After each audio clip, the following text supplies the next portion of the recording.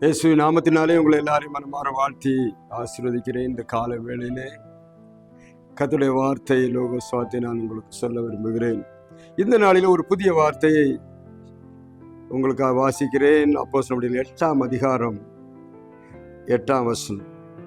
அப்போஸ்தலர் 8:8 ஒரு வசனம் சொல்லப்படுது. அந்த பட்டணத்திலே மிகுந்த சந்தோஷம் உண்டாயிற்று. பட்டணத்தில் சந்தோஷம் உண்டாயிற்று என்று சொல்லப்பட்டிருக்கிறது. இது லூக்கா எழுதின ஒரு புஸ்தகம், சரித்திர புஸ்தகம். அப்போஸ்தலன்படி நடந்த காரியங்களை எழுதி கொண்டிருக்கிறார். அந்த பட்டணத்தில் மிகுந்த சந்தோஷம் உண்டாயிற்று என்று சொன்ன எந்த பட்டணம் அப்படின்னு பார்த்தீங்கன்னா, சமாரியாவில் ஒரு பட்டணம், பேர் போடல, சமாரியா பட்டணத்தில் ஒரு காரியம். பட்டணத்தில் மிகுந்த சந்தோஷம் எப்போ உண்டாகும்? இப்போ பாருங்க, ஊர்ல சந்தோஷமா மக்கள் பாருங்க. பட்டணத்துல சந்தோஷம்னா, பட்டணம்னா பட்டணத்துல மக்கள் மிகவும் சந்தோஷப்பட்டார்கள். சந்தோஷப்படுறதுக்கு என்ன காரணம் என்பதெல்லாம் நம்ம பார்க்கணும். சந்தோஷம் உண்டாயிட்டாக்கு என்ன காரணம்? சும்மா சந்தோஷம் வந்துடுமா? இன்னைக்கு எங்க ஊராவே பாருங்க, அந்த பிரச்சனை இந்த பிரச்சனை, அந்த அங்க ஆக்சிடென்ட், இங்க பிரச்சனை, இங்க இந்த மாதிரி அவன் அடிச்சிட்டான், இவன் அடிச்சிட்டான். ஊருக்குள்ள போனாலே பிரச்சனை. சனத்துக்கு விரோதமா சனம் பாருங்க. ஒவ்வொரு மொழிக்கு விரோதமா மொழி பேசுறவங்க, இந்த மொழி பேசுறோம், அந்த மொழி பேசுறோம், கன்னடக்காரங்க, தமிழ்காரங்க, தெலுங்குக்காரங்க, ஒவ்வொரு அப்படி பேசுவாங்க. அப்போ இந்த பட்டணங்கள் போகும்போது இங்க ஒரு மிகுந்த சந்தோஷம் உண்டாயிட்டு போடுறது என்ன காரணம்னு பார்த்தீங்கன்னா, பிலிப்புன்னு ஒருத்தன் இருந்தான். அந்த பிலிப்பு பாருங்க என்ன செய்யறான்னா, இவருக்கு கூட உள்ள ஒரு மனுஷன் இருந்தான். அவன் ஸ்தேவான்னு கல்லெறிஞ்சு கொண்டுட்டாங்க. ஏன் கொண்டாங்கன்னா, அவன் ஆண்டவர்களோடு பேசி கொண்டிருந்தான். அவனுடைய வார்த்தை சொன்னான். எல்லாரும் பல்ல கடிச்சிட்டு முள் வந்து அவன் கலைஞ்சு கொண்டுட்டாங்க. அப்படி கொன்னுட்டு முடிச்ச உடனே அது கூட சேர்ந்தவர் தான் பிலிப்பு என்பவர். பிலிப்பு என்ன பண்றாருன்னு பார்த்தீங்கன்னா, ஒவ்வொரு அந்த பட்டணத்துக்குள்ள வந்து கர்த்தருடைய வார்த்தையை குறித்து, கிறிஸ்துவை குறித்து பிரசங்கித்தான். கிறிஸ்து யார் தெரியுமா அப்படின்னு சொல்லி பேசிட்டு இருக்கான். பேசி முடிச்சது மாத்திரமல்ல, அவன் அநேக அற்புத அடையாளங்களை செய்தான். மேலுள்ள 7ஆம் வசனத்தை நீங்க வாசித்தீங்கன்னா பயங்கரமான அற்புதங்கள் நடக்குது.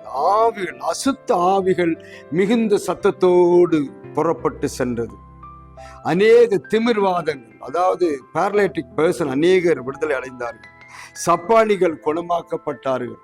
அநேகர் பல வியாதியில் உள்ளவங்க எல்லாம் விடுதலை அடைந்தார்கள். யார் பண்ணான்னு பார்த்தா, பிலிப்பு என்ப ஒரு சாதாரண மனுஷன், சாதாரண ஒரு ஆண்டவரை ஏற்றுக்கொண்ட ஒரு மனுஷன் செஞ்ச ஒரு அற்புதம்.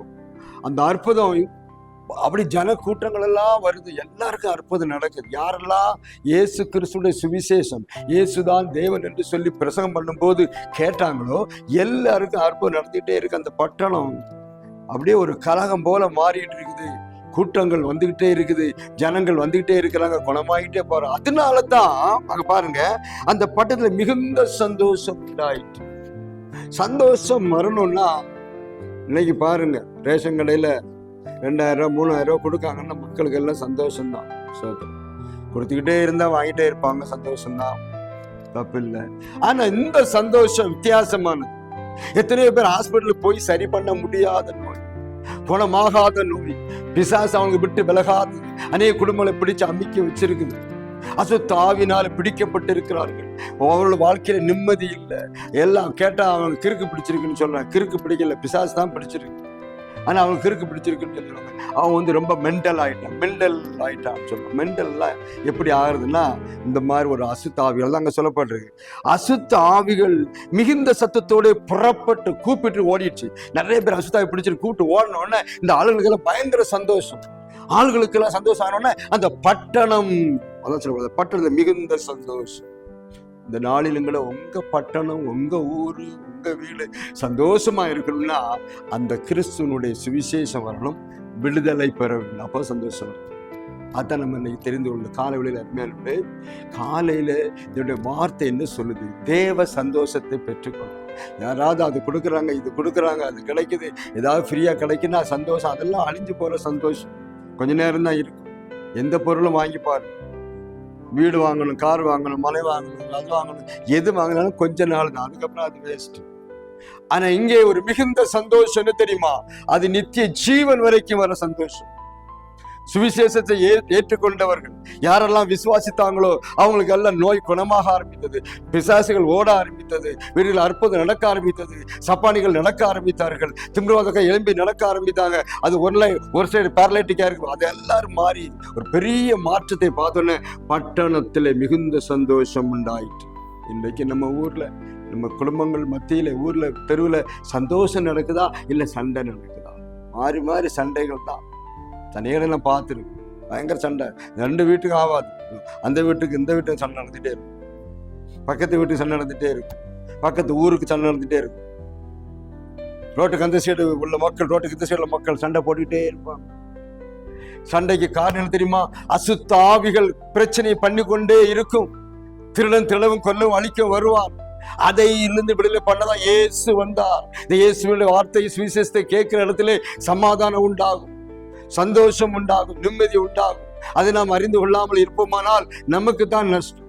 அதனால அவன் சொல்றான் பாருங்க, பிலிப்பு என்பவன் சமரில் ஒரு பட்டணத்துக்கு போய் அங்கு உள்ளவர்களுக்கு கிறிஸ்துவை குறித்து பிரசங்கித்தான். அவன் வேற ஒண்ணு அந்த மேஜிக் எல்லாம் பண்ணல, இயேசு பத்தி சொன்ன உடனேயே ஜனங்களுக்குள்ள இருந்த பிசாசு ஓட ஆரம்பித்தது, அலறிக்கொண்டு ஓட ஆரம்பித்தது. இன்றைக்கும் கர்த்தருடைய வார்த்தையின் வெளிச்சம் எங்க வருதோ அங்க இருட்டுக்கு இடம் ஓடி. சந்தோஷம் எங்க இருந்து வருது? சந்தோஷம் காசு கொடுத்தா கிடைக்குமா? பணம் கொடுத்தா கிடைக்குமா? இயேசுவினுடைய வார்த்தை அவருடைய வெளிச்சம் வரும்போது பிசாசு ஓடும்போது சந்தோஷம் வந்துடும். ஒரு மனுஷனோட முகத்துல எப்ப பிரகாசம் வரலாம் அவனுக்குள்ள இருக்க எல்லா வல்லமைகள்லாம் மாறணும். ஜனங்களுக்குள்ளே அற்புதம் நடந்தது, அதிசயம் நடந்தது, நோய்கள் குணமானது, டாக்டர்கள் மற்ற எல்லாரும் கைவிட்ட நோய்கள் எல்லாம் குணமான பொழுது ஜனங்களுக்குள்ள என்ன வந்துச்சு? முகத்துல எல்லாத்துக்கும் வெளிச்சமும் சந்தோஷமும். அதான் அந்த வார்த்தை படிக்கிறோம் இல்லையா? அந்த பட்டணத்திலே மிகுந்த சந்தோஷம் உண்டாயிற்று. இன்றைக்கும் உங்க ஊர்ல சந்தோஷம் வரணுமா? உங்க வீடுகள்ல தெருக்குள்ள சந்தோஷம் வரணுமா? சுவிசேஷத்துக்கு வாசல் தரங்க. எப்ப யாரா டிராக்ஸ் எடுத்துட்டு போனா போதும் உடனே அவனை அடிச்சு தூக்கி போட்டுறது. யாராவது வசனம் சொல்ல போனா உடனே தூக்கி போட்டுறது, அடிச்சு தூக்கி மதம் மாற்றம் வந்துட்டான்னு சொல்லி பண்றாங்க அநேக இடங்களில. உங்களுக்கு மதத்தை மாத்துறது இல்லை, மனசுல இருக்கிற எல்லா இருட்டை நீக்கும்படிதான் கர்த்தரை பாருங்க. அதுக்கு முன்னாலதான் ஒரு கல்லெறிஞ்சு கொன்னான் ஸ்தேவான் 7ஆம் அதிகாரத்தை பாருங்க. அது அவன் அந்த 7ஆவது கடைசி வசனத்துல பாருங்க, அவனை மிகுந்த சந்தோஷம் பாருங்க. அவன் ஜெபம் பண்றான், அவன் மேல குற்றம் சுமத்தாதீர்னு ஜெபம் பண்றான். கொன்றாங்க. ஏன் தெரியுமா? அவன் சுவிசேஷம் சொல்ல வந்த நல்ல செய்தியை சொல்ல வந்தவன போட்டு தள்ளுறான், கெட்ட செய்தியை சொல்ல வந்தவன அப்படி வரவேற்கிறான். அப்போ உங்களுக்கு சந்தோஷம் சமாதானம் இந்த பட்டணத்துக்கு வந்தது போல மிகுந்த சந்தோஷம் உண்டாகணுமா? சுவிசேஷத்துக்கு வழி தரங்க, இடம் கொடுங்க, வெளிச்சத்துக்கு இடம் கொடுங்க. வெளிச்சத்தை அடைக்காதீங்க. வெளிச்சத்தை அடைச்சா இருட்டு வரும், இருட்டு வந்தா பயங்கரமான பிரச்சனைகள் வரும். இன்றைக்கு இருட்டு வேண்டாம். கர்த்தர் உங்களுக்கு காலையில் நாளுக்குள்ள வெளிச்சத்தை கொடுப்பாராக. சந்தோஷம் கர்த்தர் உங்களுக்கும் குடும்பத்துக்கும் உங்க ஊருக்கும் கொடுப்பாராக. கர்த்தர் இந்த வார்த்தையில ஆசீர்வதிப்பாராக. ஆமென்.